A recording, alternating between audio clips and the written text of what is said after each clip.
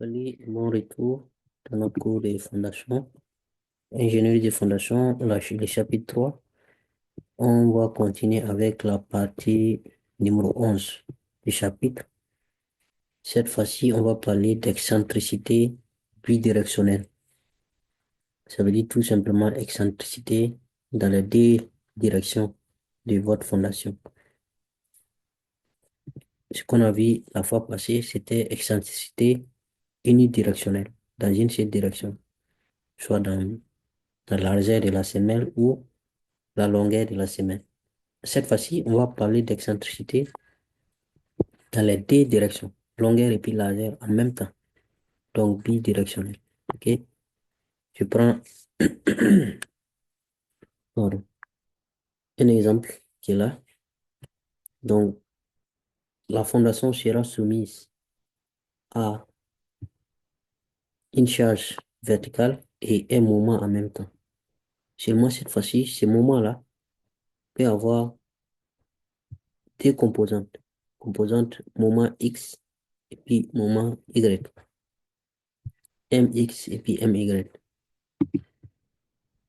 OK?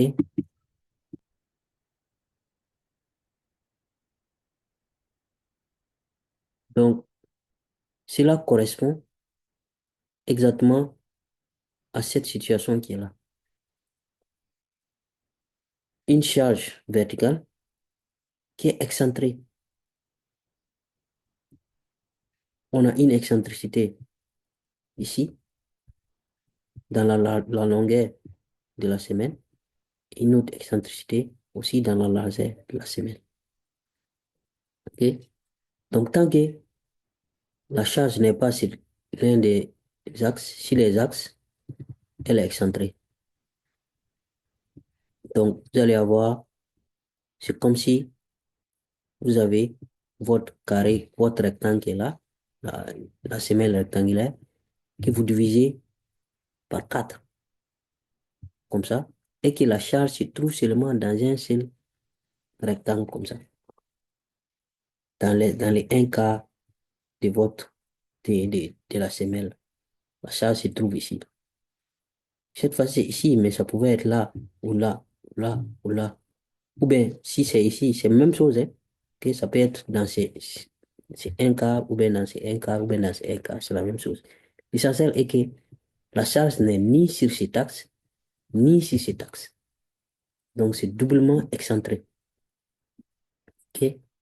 Donc, dans ce cas, comment on va trouver la capacité portante? Comment on va estimer la capacité portante de la semelle? OK? Donc, comme j'ai dit, la situation où la fondation est soumise à une charge ultime verticale et un moment, on a déjà expliqué tout ça. Donc, dans ce cas-là, le moment aura deux composantes, mx et puis my. C'est ce qui est déjà expliqué ici. Mx puis my. D'accord? Et les E, B, puis et L que vous voyez ici vont être comme des bras de levier pour le moment. Donc, si vous voulez, le moment, vous voyez l'axe Y est là, hein, puis l'axe X est là. Donc, par rapport à l'axe Y, c'est évidemment, c'est EB là que vous allez utiliser. Donc, c'est comme si la force est là et le bras de levier de la force est là. Donc, le moment sera donc la force Q, U, et puis multiplié par le bras de levier qui est EB. Ça, c'est dans direction Y. OK? Direction X, ça sera donc le bras de levier sera ça. Quelque chose comme ça. Donc, si on considère ça, nous pouvons dire que les bras de levier là, c'est-à-dire les excentricités là, EB et puis EL, peuvent être obtenus en faisant ça.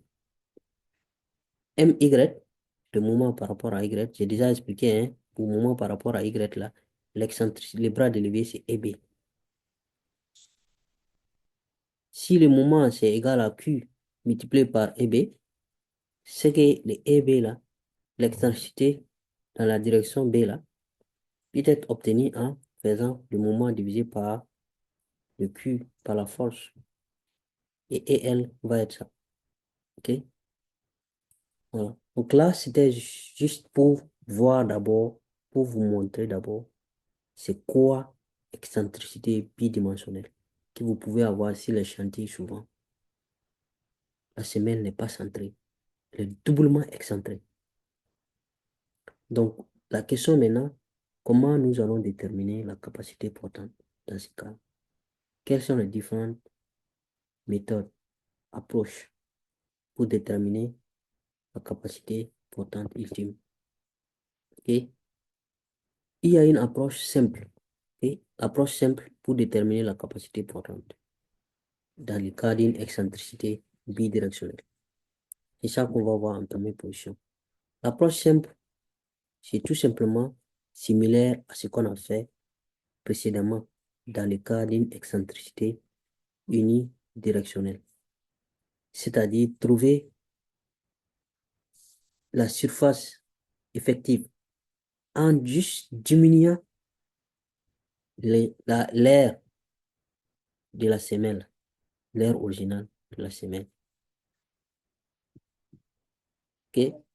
Donc, c'est comme si, vous voyez, l'excentricité est là, excentricité suivant L, excentricité suivant B. Donc, il faut faire pour avoir les B' et les L'.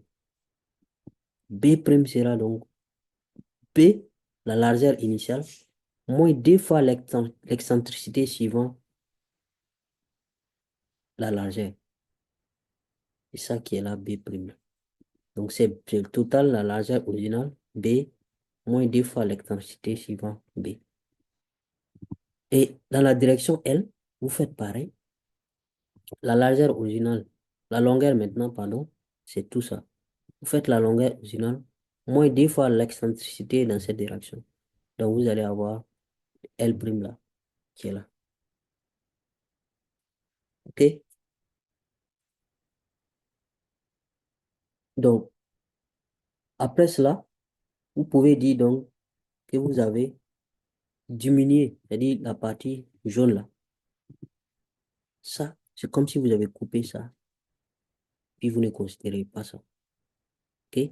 Ça, c'est exactement ce que Meyerhoff avait suggéré et c'est ce qu'on avait utilisé précédemment. Donc, négliger la zone jaune claire, cette partie-là. On va négliger ça. On va négliger ça. OK?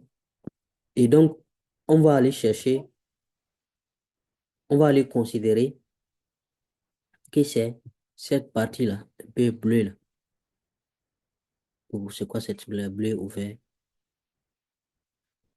Ça, c'est cette nouvelle superficie qu'on va considérer. Et si vous regardez très bien, la charge, là, vous voyez ce point-là, est exactement au centre de cette surface bleu clair.